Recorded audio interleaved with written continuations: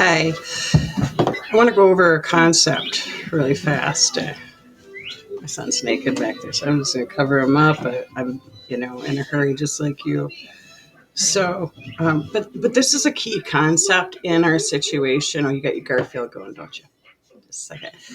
And the concept is over NMS, which stands for Neuroleptic Malignant Syndrome. The reason that Neuroleptic Malignant Syndrome is a key concept and an important part of understanding Brian's case for Brian's benefit is because of how doctors view that particular subject. And you also have to realize that can be sensitive because you're talking about a situation that was caused by medicine. And some doctors can be like, feeling like attacked. So you got that in there. What you also have in there is the fact that we don't know everything about catatonia yet. So you have different doctors will have different opinions sometimes, and they have different ideas about it. And that's the really important part for Brian's benefit. But we have a witness. We're with him all the time. And also,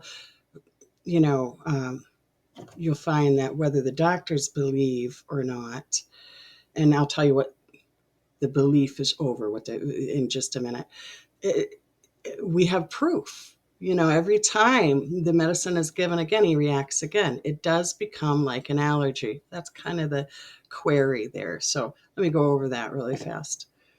And it's really important because otherwise it's confusing. His situation is confusing otherwise. So let me clear that up. Hopefully that'll be okay, huh, Bray? So just a short rabbit hole. Not literally. He's not literally naked back there that I'm covering with my arm. Um, but almost. Right now he, that symptom in autism is kind of amped up. Like he does not want to wear clothes, doesn't the sensory stuff.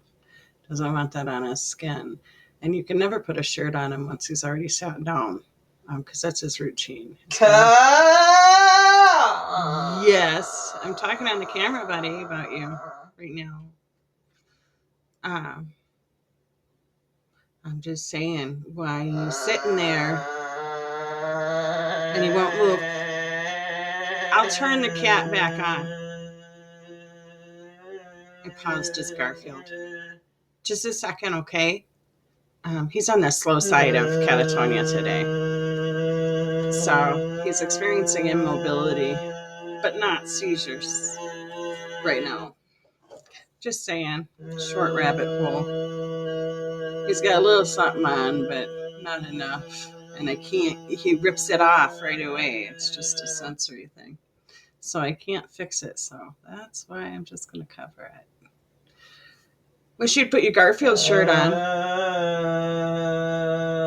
He hates Mondays. Thank God it's not Monday, huh? Is that Mittens?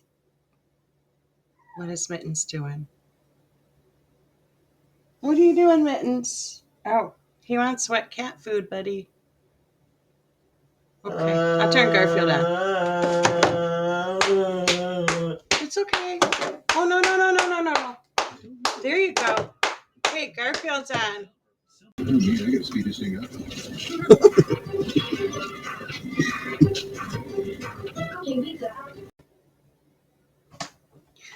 So, sometimes catatonia can be started by neuroleptic malignant syndrome.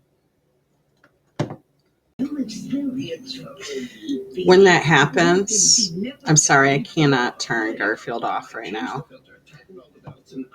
When that happens, when catatonia is started by neuroleptic malignant syndrome, that is a reaction to a medication. It's like an adverse reaction at the same time as them topping out on it. Basically, it is an accidental overdose. It's not the mom all by herself just giving street drugs. Risperidone is prescribed by a psychiatrist. But I don't want to go down that rabbit hole any farther. because the very important part of all that is not all that. You can have adverse reactions. You can top out on medication. All that can happen when you really need a lot of medications. It's stuff that can happen, unfortunately. Um, but the important part is this.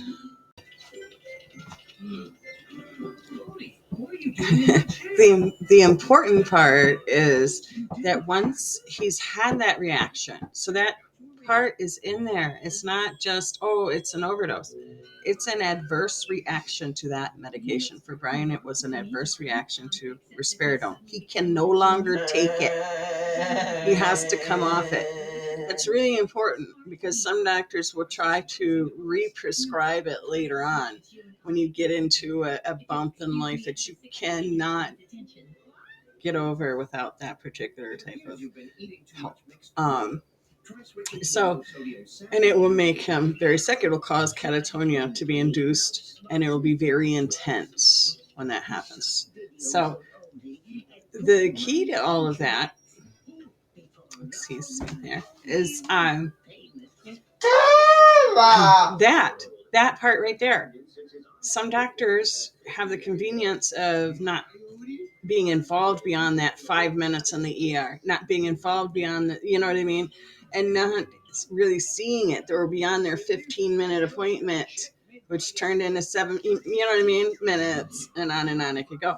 Some doctors have that convenience, so they don't have to be believers. They're not living with this. Come adopt him for a few days and then give him Keppra and see if it happens. Okay, I mean, really don't, but and for that particular episode, he wound up at the ER in Helen Joy Newberry Hospital. So, it's a serious issue. It can spike things. With this type of catatonia, it can be dangerous. Blood pressure can go up and down, depending on where he is with the catatonia, how intense it is, and especially depending on if it's medicinally induced or not. I believe in that. That's when they really had to monitor that blood pressure. There are medical aspects to this. It is a medical emergency, not just a psychiatric emergency. But in that medical emergency, when he goes back and forth from medicine, the medical field, how we have things compartmentalized and siloed off in medicine, and then he goes back to psychiatry, or into neurology for epilepsy, he cannot be being prescribed medications that is going to induce this horrific reaction, whether that doctor believes in it or not. So that's an issue, is sometimes you have a doctor that's like, I don't believe that's going to cause that reaction. That couldn't possibly happen again.